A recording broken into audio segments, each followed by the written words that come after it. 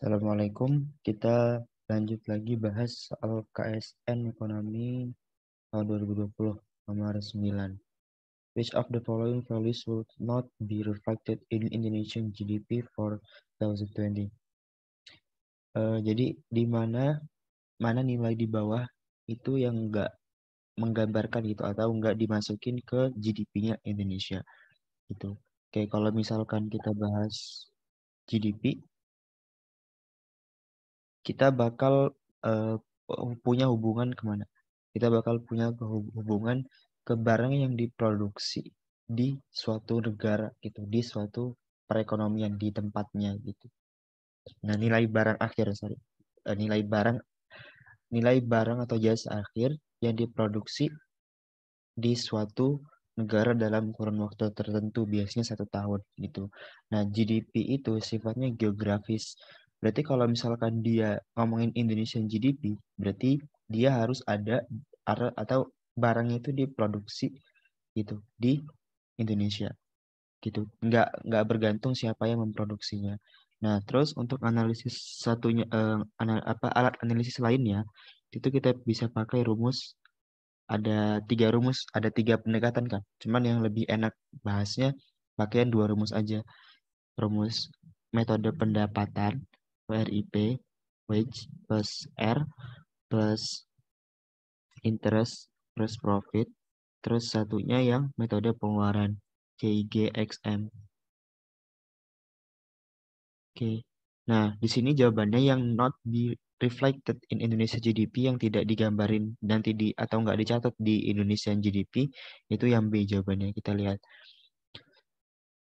Jadi yang nomor A, the rent that Nancy, Indonesian citizen, would have paid on his home in Bandung in 2020 had he not owned that home gitu. Jadi si Nancy ini dia orang Indonesia gitu.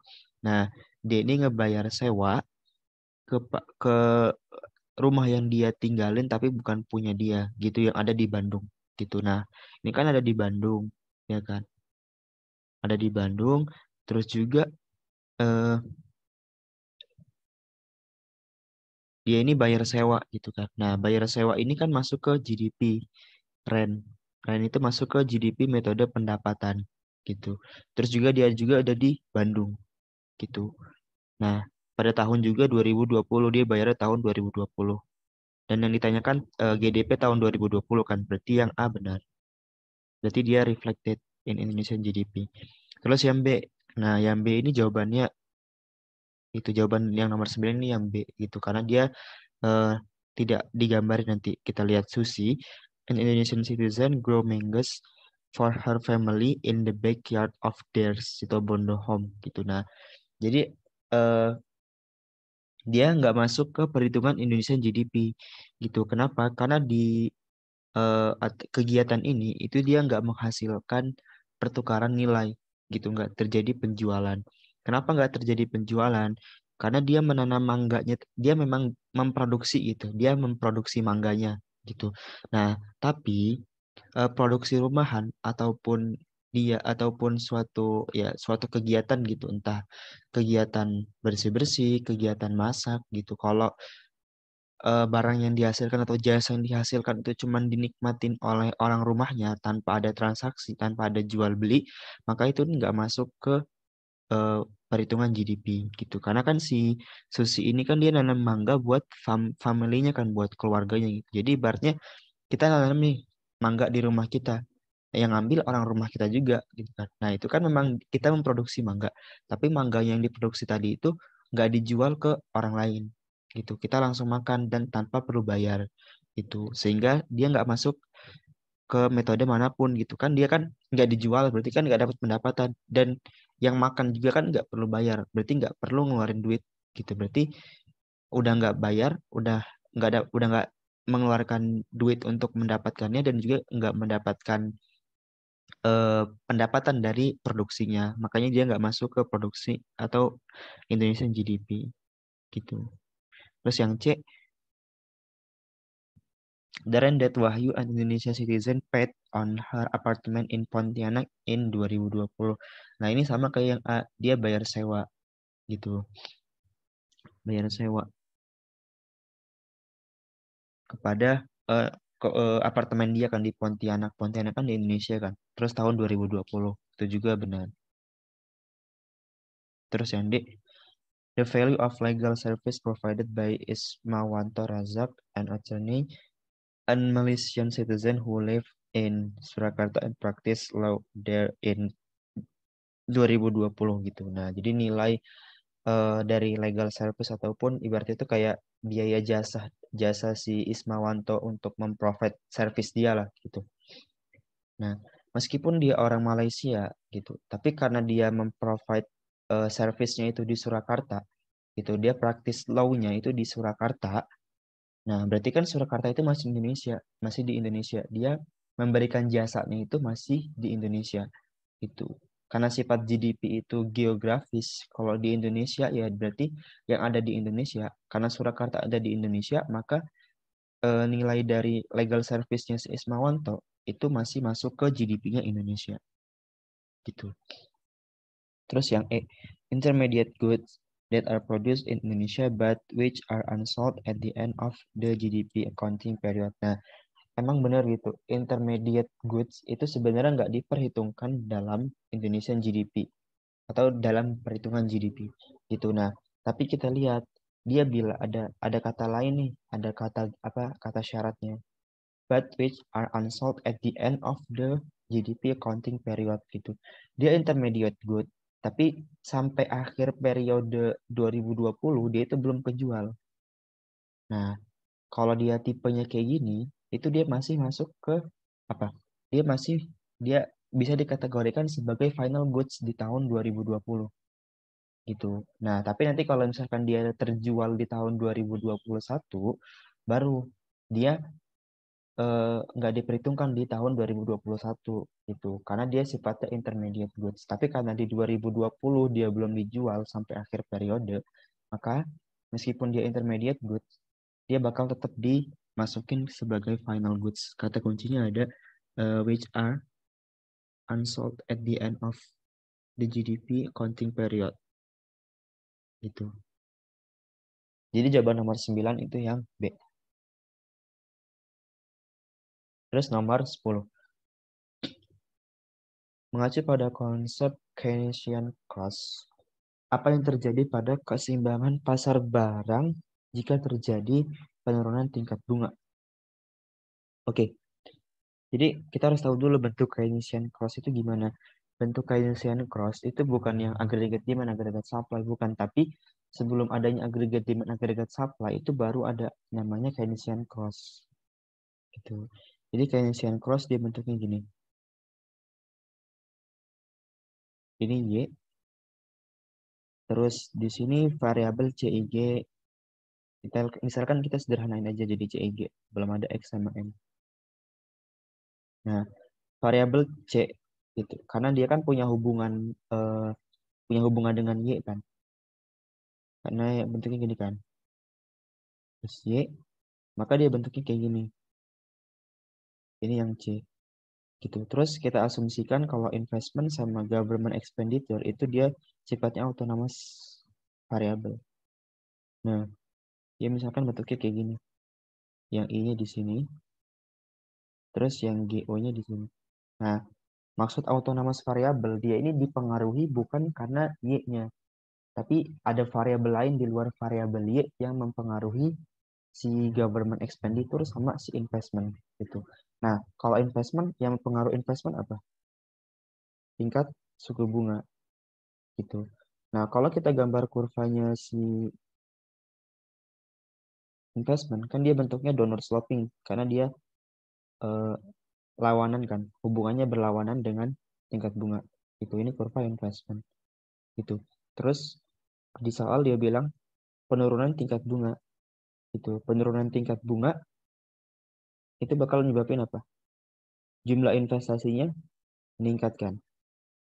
Nah, jumlah investasi yang di kurva investasi ini meningkat, itu berarti menandakan jumlah yang ada di Keynesian cost itu bakal meningkat gitu. Nah, kenapa? Karena si investment tadi dia sifatnya autonomous kan. Autonomous itu dipengaruhi oleh tingkat bunga atau dipengaruhi oleh variabel di luar variabel Y gitu. Nah, karena si investment ini dipengaruhi sama variabel R, maka ketika variabel R-nya turun, rate-nya turun, singkat suku bunganya turun, investmentnya kan meningkat tuh. Nah, IO-nya itu bakal meningkat. Nah, akibatnya dia bakal menggeser kurva agregat, kurva investasi yang ada di Keynesian cross ke atas. Ini IO1 gitu misalkan. Nah, terus kalau yang A tidak terjadi apa-apa itu sebenarnya ini agak mengecewakan. Karena kita bakal mengira ini jawabannya mengaruhnya ke apa ya? Mengaruhnya kemana? Mengaruhnya ke agregat demand atau agregat supply enggak. Tapi kita bahasnya kan udah dibilang kalau dibahasnya di Keynesian cross gitu. Tingkat suku bunga itu kalau misalkan di kurva investasi biasa dia memang nggak menggeser kan, dia cuman downward slope, cuman movement along the curve kan. Tapi kalau di Keynesian cross karena dia variable investmentnya itu variable autonomous, dia bakal bergeser gitu. Terus pendapatan akan menurun. Enggak, pendapatan justru akan naik kan. Gitu. Pendapatan justru akan naik. Ya ini kalau yang pendapatan justru akan naik, ini logika biasa. Gitu. Karena kan tadi kan tingkat suku bunga turun, investment naik, CIGXM itu bakal naik kan. Y-nya bakal naik juga. Gitu. Lihat rumusnya yang di atas itu yang Y sama dengan C plus I plus G. Terus harga-harga barang akan turun. Enggak, harga-harga barang itu bakal naik gitu karena agregat kan CIGXM itu dia menginterpretasikan agregat demand gitu. Jadi kalau misalkan mereka meningkat, agregat demandnya meningkat gitu. Agregat demand meningkat, kayak demand biasa kan kalau demand meningkat, harganya bakal naik. Tapi yang E juga salah. Gitu. Kenapa yang E juga salah? Karena kita bahasnya di balik lagi kita bahasnya di Keynesian cross, bukan di agregat demand. Kalau di agregat demand memang benar gitu, P-nya naik. Oke. Ini horizontalnya kan Y.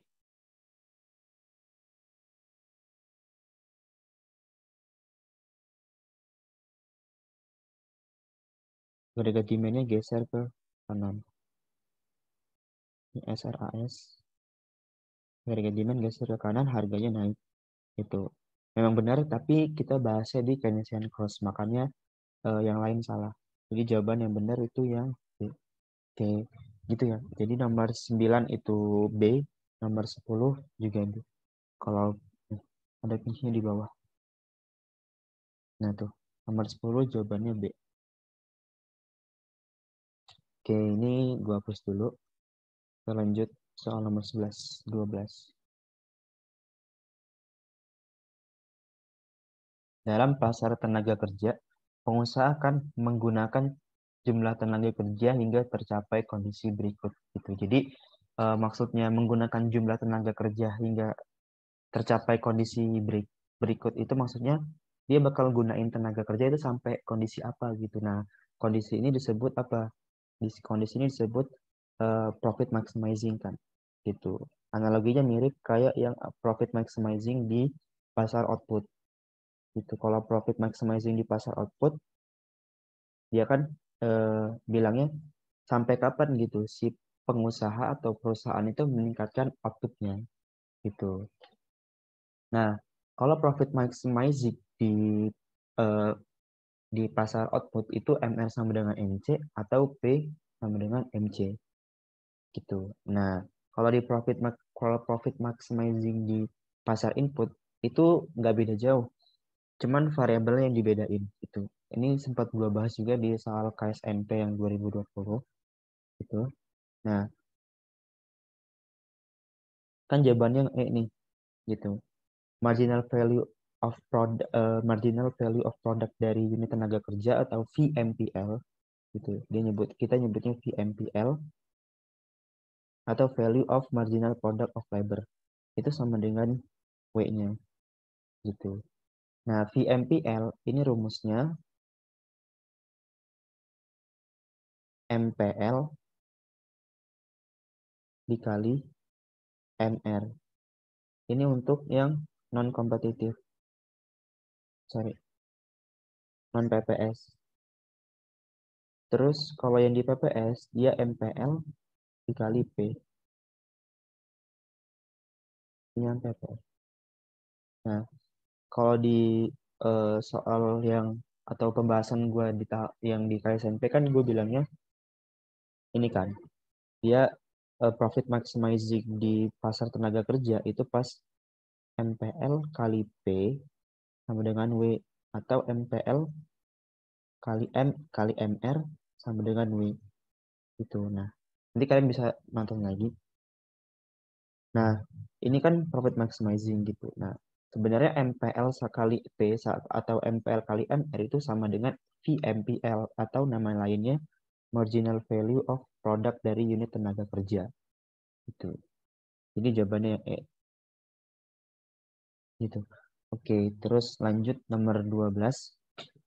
Jika pengusaha menggunakan dua input yaitu modal dan tenaga kerja, maka keseimbangan produksi akan dicapai pada waktu. Nah, ini kan kita bakal berpikir ke arah isokuan dan isokos gitu. Kondisi yang kondisi keseimbangan produksi ketika apa? MPL per MPK sama dengan W per R. Gitu. Nah, ini benar gitu. Tapi ternyata di sini nggak ada jawabannya gitu. Justru jawabannya itu yang B. Ia bilang perbandingan antara marginal value of product dari modal terhadap marginal value of product dari tenaga kerja sama besar dengan nilai perbandingan antara tingkat bunga dan tingkat upah gitu. Nah, jadi aturan MPL sama MPL per MPK sama dengan W per R itu nggak mesti selalu absolut gitu, nggak mesti harus kayak gitu.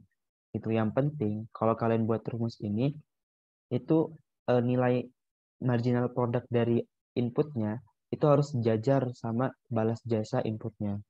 Kan yang di atas itu kan marginal product dari labor. Terus di atasnya juga balas jasa buat si labor kan wagesnya. Gitu. Itu syaratnya. Terus bentuknya terserah mau kalian di atas atau di bawah itu terserah. Bisa juga dia MPK per MPL sama dengan W per R. Karena sejatinya sama aja. Sorry.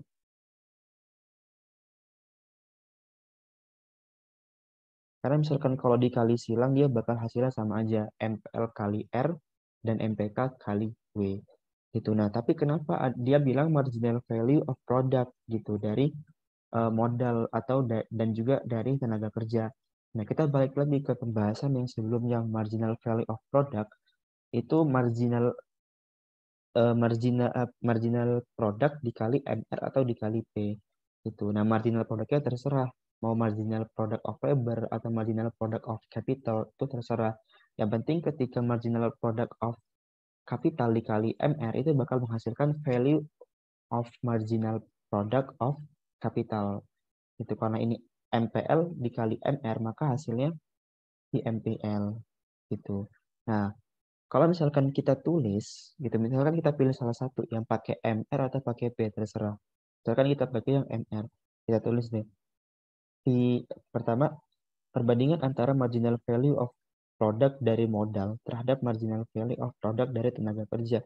Berarti VMPK per VMPL. Berarti kita nulisnya MPK dikali sama MR per MPL dikali MR. Nah, syaratnya harus sama. Kalau misalkan non PPS, maka yang bawah juga harus non PPS.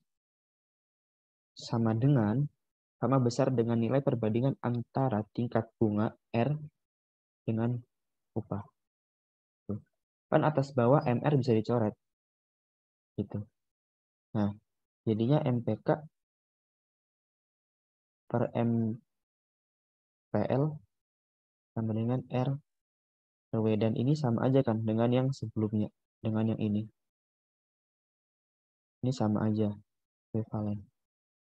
Itu. Makanya jawabannya yang nomor 12 yang D. Gitu. Oke, jadi itu yang nomor 11 dan nomor 12. Jadi nomor 11 E, nomor 12 D. Gitu. Oke, mungkin itu aja pembahasan soal nomor 9, 10, 11, dan 12. Kita bakal lanjut lagi nanti di video berikutnya. Eh, terima kasih udah mau nonton. Oh ya, kalau kalian butuh privat untuk KSN nasional nanti ataupun buat persiapan di tahun depan, kalian bisa ya PC di Twitter atau IG aku atau di line, nanti aku taruh di deskripsi video gitu. Oke, oke, semangat ngamisnya ya. Nanti kita lanjut pembahasan soal di video berikutnya. Thank you.